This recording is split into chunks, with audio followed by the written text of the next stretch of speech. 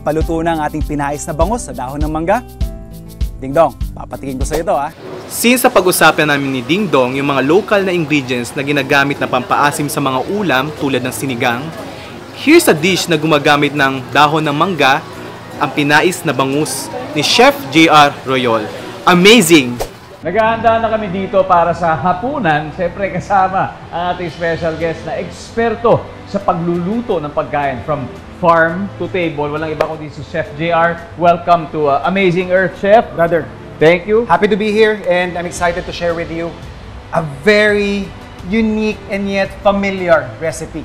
Yun, ako. Alam nyo, lahat tayo gusto na nating malaman yan. Balita ko, bangus kasi yung ulam natin. Pero alam nyo, pag nagluto ng bangus, laging may kakaiba sa recipe, di ba? Yes. Pero ngayon, ano ang kakaiba dito sa gagawin natin? Bibigyan ko kayo ng napakadaling recipe and yet very familiar sa marami sa atin. A pinais dish, pero this time, gagamit ako ng talbos, dahon ng mangga, and this is very underutilized and napaka-healthy ingredient nito, Ding Dong.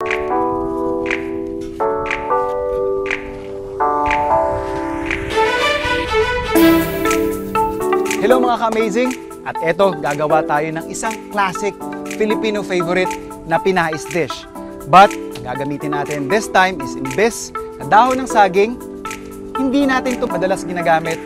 Kaya, I thought of ipakilala sa inyo ang talbos, dahon ng mangga.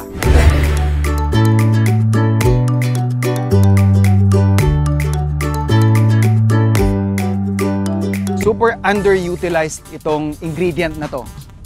Karamihan in fact dito sa Pilipinas, hindi natin alam na pwede pala siyang kainin at lutuin. Whereas sa ibang bansa, Southeast Asian, isa tong madalas nilang gamitin. Maganda to kasi abundant sa atin sa Pilipinas, maraming puno ng mangga, and of course, may mga health benefits pa. Importante po na gagamitin natin yung keyword dito is yung talbos o yung mga murang dahon. Baka akalain mo meron tong konting asim. In fact, more on the mapakla or mapait na side ito. So parang in a way, para kang may mas matapang na dahon ng sili. Yung pinakahuling component ng ating dish, syempre, yung ating pinaka-protein, yung ating isda.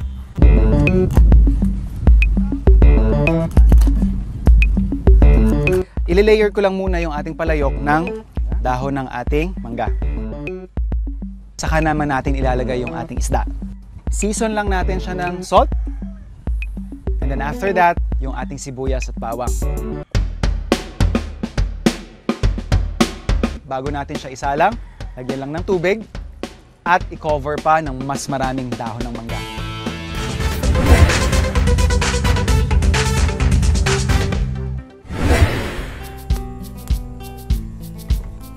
Ayan, paluto na ang ating pinais na bangus sa dahon ng mangga. Ding Dong, papatikin ko sa ito ha.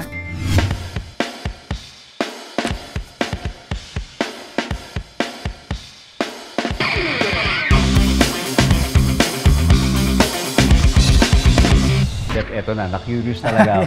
Kasi mahilig ako sa maasim, pero tingnan natin kung ano epekto ng mangga dito sa niluto mo. Siguro yun yung trick part doon.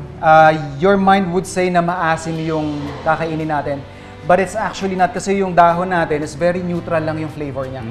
So, kung gusto mong lagyan ng pampaasim, definitely pwedeng-pwede.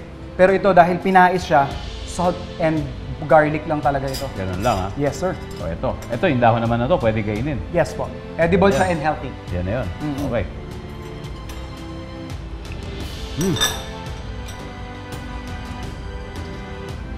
What do you think? Yung kakaibang texture din siya. Yes. Pero bangus na bangus. Kanin na please. Kanin. I want to be more interested about ano ba yung nutritional value nito. May nakukuha ba? Yes. Kasi siyempre ang mangga, rich in vitamin C yan, di ba? Yes. Yan, marami rin siya. Vitamin C, A and B.